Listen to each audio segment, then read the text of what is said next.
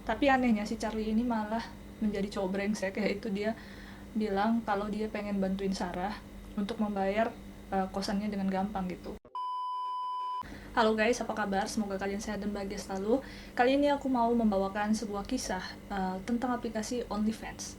Jadi aplikasi OnlyFans ini memungkinkan para creator, content creator untuk terkoneksi sama audiensnya, tapi audiensnya itu bisa membayar konten-konten yang dia mau dari si creator itu. Tapi seringnya disalahgunakan sih sama mereka untuk jual beli konten-konten yang sure gitu, konten-konten yang kurang pantas. Intinya di aplikasi ini tuh kalian bisa request ke idola kalian, kalian mau konten apa, dan nanti dia bisa kirimin kalian konten itu yang dibuat sama dia, tapi kalian harus bayar. Itu sih bedanya. Jadi katanya ini kisah nyata, tapi aku juga nggak tahu ini kisah nyata apa enggak. Tapi ceritanya cukup menarik, dan untuk kalian yang tidak suka kisah yang disturbing gitu, sebaiknya sih nggak nonton. Soalnya di sini kisahnya itu cukup disturbing, tapi bikin kita penasaran gitu untuk tahu kisahnya.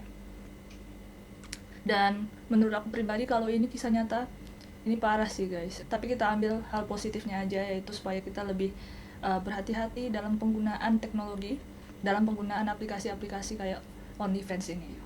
Oke, langsung aja kita mulai kisahnya. Jadi cerita ini dialami oleh seorang gadis, kita sebut aja namanya Sarah. Dia itu usianya sekitar 20 tahunan dan dia itu sedang berkuliah. Sarah ini berkuliah di Fakultas Kedokteran, dan saat ini Sarah itu lagi stres banget karena dia punya hutang kuliah dan dia sedang menganggur. Intinya dia di sini sangat butuh uang kondisinya gitu. Pada saat ini waktu Sarah itu banyak tersita untuk menyelesaikan tugas kuliahnya, dan dia juga sering meng-apply lowongan pekerjaan secara online tapi belum dapat pekerjaan yang cocok buat dia. Dan sekarang dia hanya bergantung dari uang tabungannya yang tidak seberapa yang dia dapatkan ketika bekerja part time dulu gitu. Jadi pada saat ini Sarah itu cukup depresi dan banyak tekanan. Dia juga sering cuma makan crackers sama mie instan doang untuk bisa bertahan hidup. Kadang-kadang dia juga cuma tidur aja kalau kelaparan di tengah malam, supaya dia bisa menghemat beberapa dolar untuk membayar kuliah dan kosannya. Suatu malam dia bergadang karena dia tuh besoknya ada ujian biologi, dan ketika sedang serius belajar tiba-tiba dia mendengar ada yang mengetok pintu kosannya. Sarah, bisa buka pintunya nggak? Ini aku Charlie. Aku tahu kamu ada di dalam kamarmu karena aku tadi dengar kamu ada ngidupin televisi. Nah, ternyata yang mengetok pintunya itu adalah pemilik kosan, si Charlie ini. Terus Sarah pun membukakan pintunya dan bertanya, iya ada apa Charlie? Terus Charlie bilang kalau jatuh tempo kosannya Sarah itu adalah besok gitu. Dan Sarah udah terlambat beberapa hari untuk membayarnya. Dan Sarah ini menjelaskan dia terlambat bayar itu karena dia agak sibuk dengan tugas kuliahnya, jadi dia lupa bayarnya, dan dia janji kalau dia akan bayar uang kosannya itu besok hari gitu ke si Charlie. Bayar kosannya besok. Sebenarnya Sarah ini pernah juga beberapa kali digodain sama si Charlie ini, tapi dia masih bertahan di kosan itu karena kosan itu biayanya lebih murah daripada kosan di sekitar, dan tempat-tempat kosan yang murah di sekitar juga udah pada penuh. Jadi ya seperti terpaksa gitulah dia harus ngekos di situ. Dan setelah si Sarah ini mengatakan kalau dia tidak mau dan dia pasti akan bayar besok, si Charlie ini agak kesal dan dia bilang, iya kamu harus bayar besok, kalau nggak aku usir langsung, katanya gitu. Selain itu background lain dari Sarah, Sarah ini dia tuh suka banget bersosialisasi.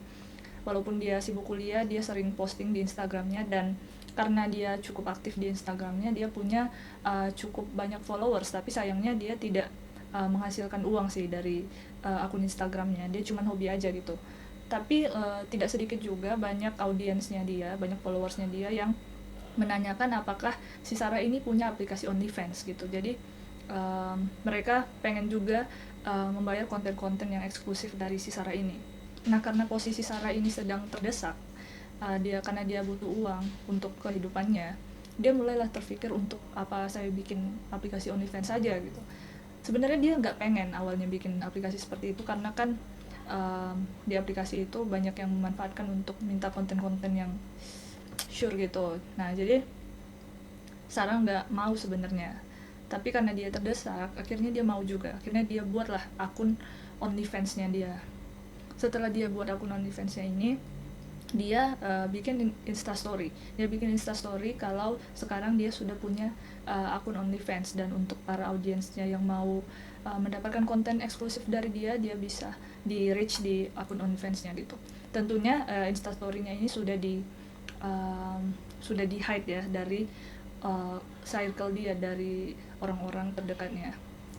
Jadi cuman untuk para fansnya aja gitu. Jadi setelah 5 menit si Sarah ini mempromosikan kalau dia punya akun OnlyFans, ada satu notifikasi dari fansnya yang minta untuk dibikinin konten gitu. Dan pada saat itu fansnya ini meminta dia untuk mengenakan baju yang cukup seksi gitu dan berfoto menggoda gitu. Awalnya Sarah juga agak risih dan tidak mau, cuman karena kondisinya di sini dia terdesak secara keuangan dan dia memang pengen berkarir di aplikasi OnlyFans ini.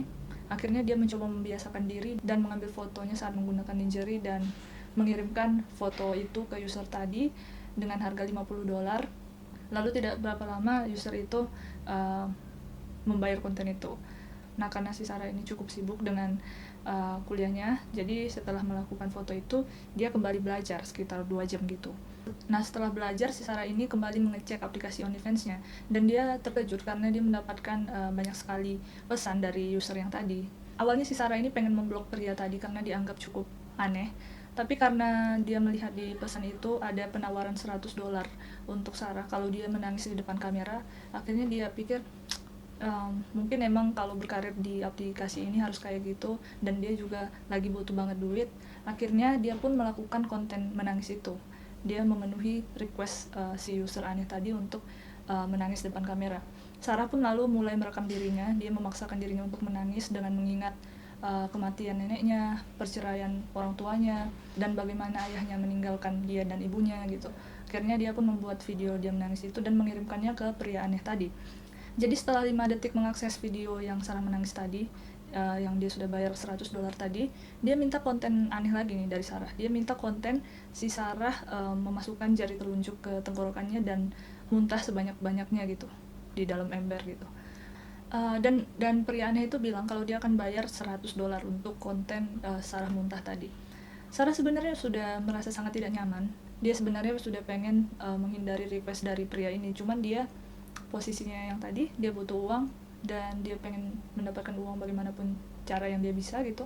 Akhirnya dia pun mengambil ember dan dia melakukan sesuai dengan yang di request sama pria aneh itu dan mengirimkan konten video itu ke pria itu dengan teks $100. Dan pria itu pun membayar $100 untuk konten si Sarah lagi muntah tadi.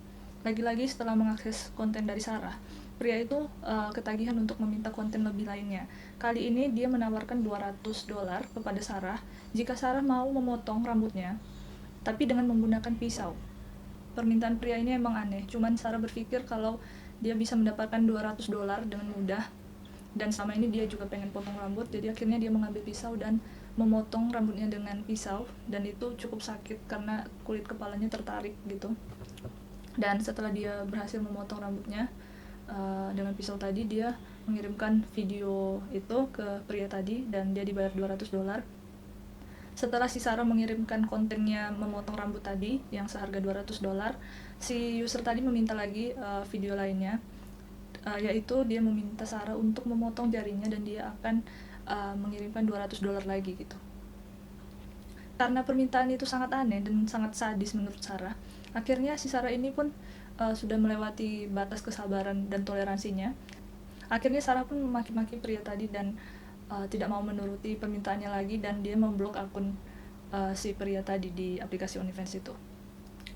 Lalu Sarah menenangkan dirinya, dia pergi ke kamar mandi dan dia duduk di bathtubnya dan dia memikirkan lagi, dia merenungkan lagi keputusan yang sudah dibuatnya, kenapa dia mau melakukan hal-hal aneh yang diminta pria tadi. Dia merenungkan lagi kalau itu semua perbuatan yang tidak pantas gitu. Terus tidak berapa lama dia mendengar kalau handphonenya itu terus bergetar, karena dia memang mengaktifkan mode getar di handphonenya kalau ada notifikasi dari aplikasi masuk gitu. Dan ketika dia membuka handphonenya, ternyata itu adalah notifikasi dari Instagramnya kalau ada DM yang masuk dari seseorang, orang asing, yaitu bernama yang sama dengan pria aneh tadi yang ada di OnlyFans. Jadi itu dia akunnya si pria aneh tadi di Instagram gitu. Tapi akunnya itu ya akun stalker gitu, tidak ada yang memfollow-nya gitu. Dia cuma memfollow beberapa ratus orang tapi tidak ada yang follow dia gitu. Memang akun stalker aja, akun fake aja gitu. Terus DM Instagram dari pria aneh itu berisikan kalau dia akan menyebarkan semua konten OnlyFans-nya Sarah jika Sarah tidak mau mengikuti keinginannya. Awalnya Sarah mencoba untuk menyerang balik, yaitu dia mengatakan kalau dia akan menuntut si pria aneh tadi kalau dia menyebarkan konten-kontennya Sarah. Tapi pria aneh itu mengirimkan profil Instagramnya ibunya Sarah, dan pria itu berkata kalau dia akan mengirim konten itu ke ibunya Sarah gitu. Karena Sarah ini sangat sensitif kalau berurusan dengan orang tuanya, ibunya. Jadi dia bilang, ya sudah, saya akan menuruti apa yang kamu inginkan, tapi tidak usah bawa-bawa ibu saya gitu. Pria itu bilang kalau Sarah harus membawa sebuah pisau dan pergi berjalan ke taman A gitu. Mau tidak mau Sarah ini pun pergi ke taman itu, dan di situ Sarah hanya melihat satu orang, yaitu seorang pria tunawisma yang sedang tertidur di kursi taman. Dia bisa melihat kalau pria tunawisma itu tertidur karena mabuk karena ada botol minuman keras yang sudah kosong di sampingnya gitu. Lalu dia mendapatkan pesan dari pria aneh tadi, dan pria aneh tadi berkata, karena kamu tidak mau memotong jarimu, kamu potong jari dia, katanya. Entah apa yang ada di benak Sarah pada saat itu, mungkin dia juga sangat tertekan karena tidak mau orang tuanya tahu apa yang sudah diperbuatnya. Akhirnya dia menuruti permintaan pria aneh tadi. Dia pun mengambil jari kelingking pria tunawisma itu dan memotongnya dengan cepat.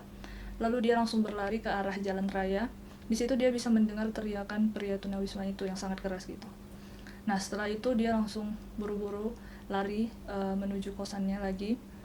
Akhirnya Sarah pun sampai di kosannya dengan terengah-engah dan dia beristirahat sebentar. Tapi tidak lama setelah itu dia mendapatkan telepon. Dia tidak tahu itu telepon dari siapa. Yang dia tahu, dia tidak pernah memberikan nomornya ini kepada siapapun orang yang tidak dikenalnya, termasuk pria tadi. Dan dia pun mengeluarkan ponselnya dari kantong celananya, dan dia di situ melihat kalau yang menelpon dia adalah ibunya. Dan ibunya berkata, Sarah, apa kamu sudah gila? Kenapa kamu melakukan semua itu? Sekarang kontenmu sudah tersebar di internet. Dan begitulah cerita kali ini berakhir, guys. Bagaimana pendapat kalian tentang kisah tadi, guys? Aku mau tahu opini kalian di kolom komentar. Menurut aku sih kisah itu cukup disturbing, tapi semoga kita semua bisa memetik banyak pelajaran berharga dari kisah tadi. Sekian dulu video kali ini, guys, dan see you in the next video.